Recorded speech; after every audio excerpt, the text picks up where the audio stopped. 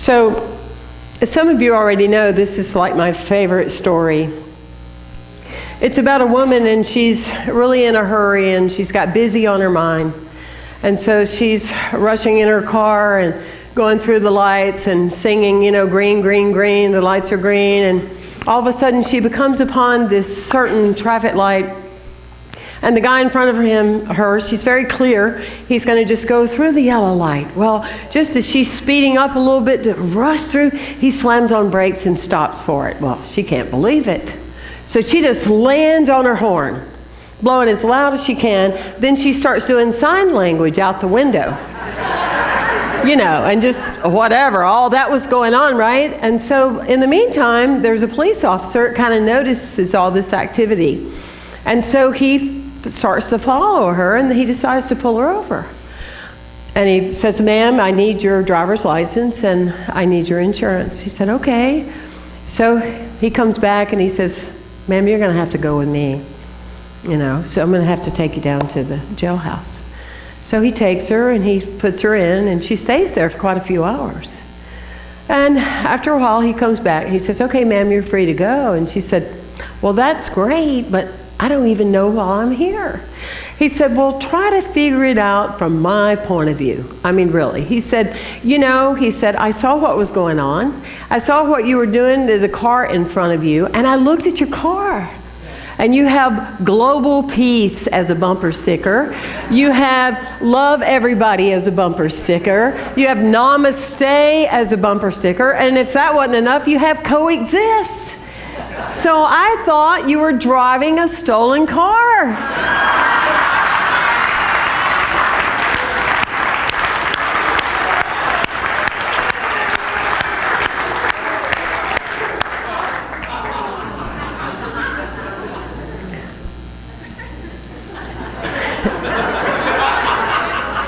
I know you think you're laughing at that woman, but you're really laughing at yourself. And that's the truth. Many of us, for whatever reason, upbringing, culture, exposure, parenting, good, bad, or indifferent, experiences, have allowed the aspects of who we could be to be stolen. A lot of times we get into a place of what feels comfortable, what's familiar. We call it improvisation management, where you can see this much, you can be this much, I can be all things to the people that I just happen to be with. And so there is this aspect of calling forth, allowing this experience of how we have a divine awakening. And I see it all the time here at Unity. I've seen it at the other communities I've been privileged and humbled to serve through the years. I see people that come in and they have made assumptions about their life based upon the information that someone else has told them. You understand that? They've made decisions about their finances. They've made decisions about how much they can love. They made decisions about what they can do, about where they can travel, where they can go, because someone either told them you can do a little, or fortunately for some people they said they could do a lot, but rarely. And rarely in our humanity does anyone ever say, "You know what, I've had a good life, but I hope you blow my socks off with your life." You understand what I'm saying? I hope you have so much better than anything I've ever experienced. And that's what our master teacher said. And I mentioned that 3 or 4 weeks ago when Jesus said, "Great things I've done, but greater things will you do." Right? There's too many people lying in meditation going, "What was his message?" You see, it's a space welcoming to love. I had my life stolen early on in my life because I didn't fit in and I didn't feel like I fit, period. And I had about 5 major car accidents. My guardian angel asked for replacement. I'm the one that gave them the idea of off-road terrain vehicles. I just don't get royalties. Somebody heard about me and said, "God, we need to come up with a car people can drive off the major interstate." Right? right? But I step into a place now of 30 years of sobriety in that space. And thank you, but here's the thing. I didn't do it alone. What I got is I don't do anything alone. That's the big getting. I am the only begotten because I got that. And you're the only begotten because you're here to get that. Right? That it's not about, we look for conditions to talk us to a new place about our conditions. We perceive people, please tell me what I need to do about my condition. And you know what? They don't know. You understand that? Because what happens is, I don't know, do you wonder? Thank you. Now that you do, it's this greater space of this energetic life that says, I have allowed that. Everything that's ever happened in my life, I may not have chose it. I may have written it down on my dream card, but I definitely have allowed it to go on. You know, and so we stand in that space, and we talk about here in Unity, we talk about the power of your God personalized system. It's your GPS. And we have that navigation system. And just like you do now on your phone, whether you're using Waze or one of those new things or Google or whatever, and just as you have in your automobile, when you enter in that address, it tells you very clearly, up ahead is left, up ahead is right, up ahead is over here, you turn, turn around, go. It tells you. And if you listen to it, you will arrive at the Dolly Museum or wherever your destination is that you have put there, yes? And that's what we have in our lives. You have written dreams. You've written down visions. You've written down treasure maps. You've written down things in your life, either as a child when you spoke it, or whether you continued on, you have those kind of identifications that you have. And you wrote them down. And the moment that you imprinted them into the law with the covenant on your heart, the universe went, let's get busy. Let's go. All systems go. These are the things that they want to achieve. Yes? And so in that space, you've been hearing it. You need to go left.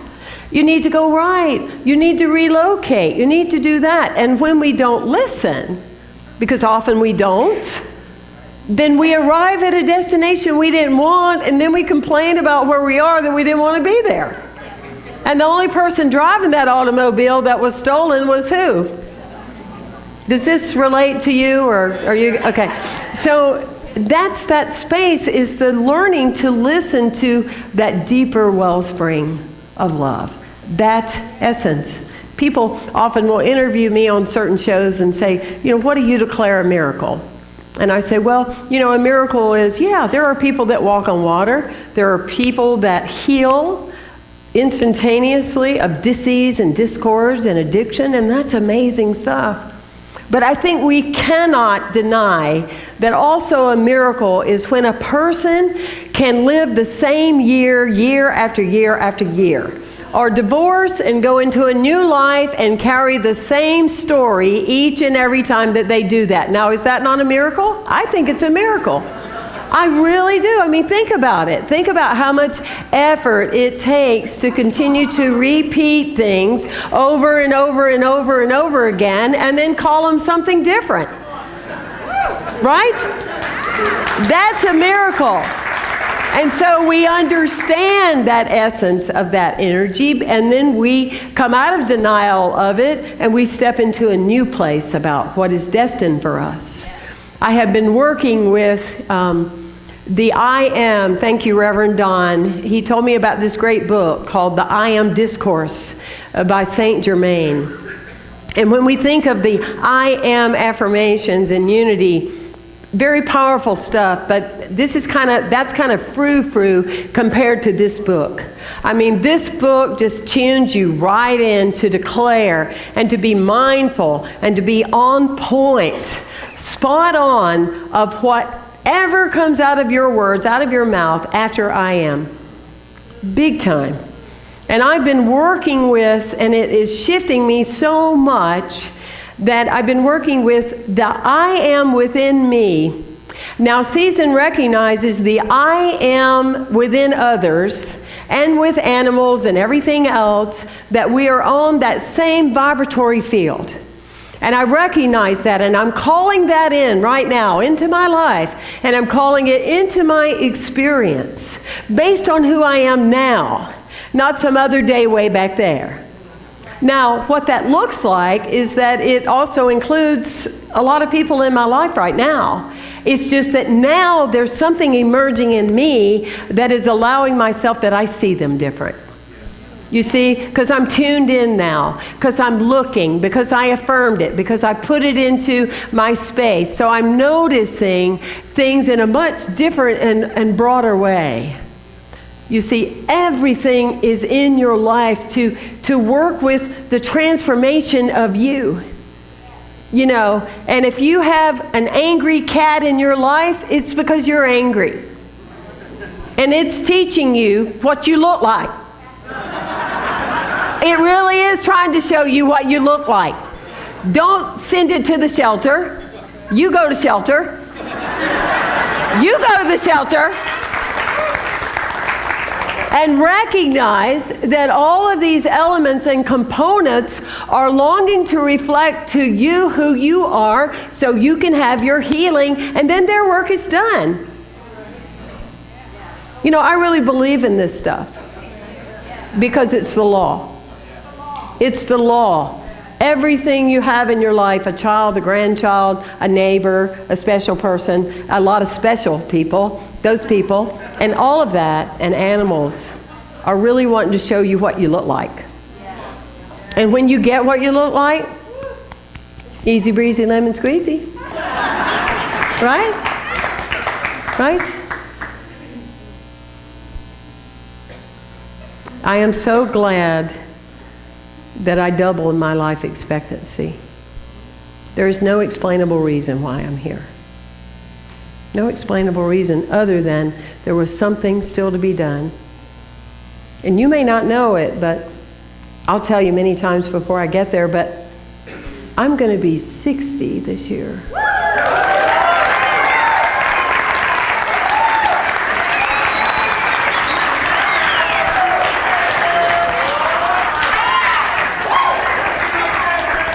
And I'm not here to impress anybody. I'm here to impress upon you that a number has absolutely nothing to do with the infinity.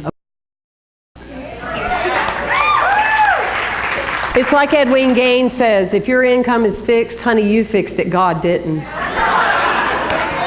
If your number is working you made that decision. But I get so humbled, it's often hard for me to talk. When it comes to that core of acceptance, of knowing that you're loved, it excuses everything. And it brings you to this whole new place that you can feel in your heart. You know that because of what I just mentioned, those numbers, I always want to do something and play my part in pulling my body car into the garage. I want to do my part to help my body stay ageless and energetic. So I did a detox back in November.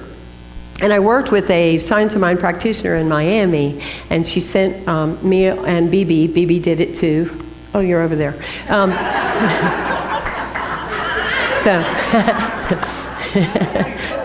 Pray for her all the time. Anyway, back to subject. So she had mailed these supplements and teas, and we were doing it for 10 days. And I remember she said very clearly on that 10th day, I'm a good student, and I listened, I wrote it down on that 10th day, you got to take your tea and your supplement at the same time. So that, I got it. And so that 10th day, it was like close to midnight, drink down the tea. I went, I forgot my supplements. And I ran over there on the counter and I scooped them up. I swallowed them really hard. And I went, uh-oh. Bibi looked at me and said, what is it? I said, I've swallowed the staple that had the 2 packets together. Oh, yes, I did. I swallowed the staple. Staple food, you know what I'm saying? So, And, don't you love the person you love because they immediately will go into denial with you? And I went, no, I swallowed it. She said, no, you didn't. I said, it's right here. Believe me, I can feel it.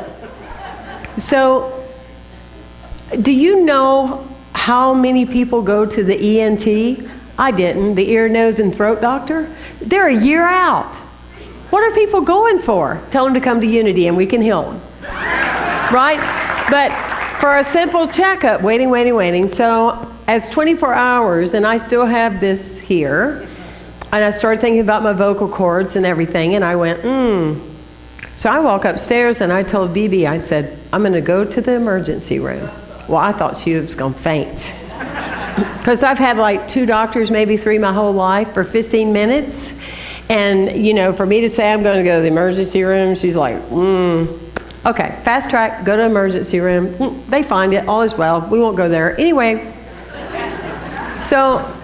but because of my health, I don't do a lot with the insurance part, so I have a high deductible. So I get a bill for $3,000. And I said, well, that was kind of an expensive mistake. Yeah, Staples cost a lot of money these days. I hope it was good. But I said, I'm grateful I have it to share. I'm so thankful that I have it to share. And I want you to say that. I'm so thankful that I have it to share. So I wrote the check. And a month later, I get in the mail, handwritten envelope with my check in it. And somebody had handwritten, your account has a 0 balance. Paid in full.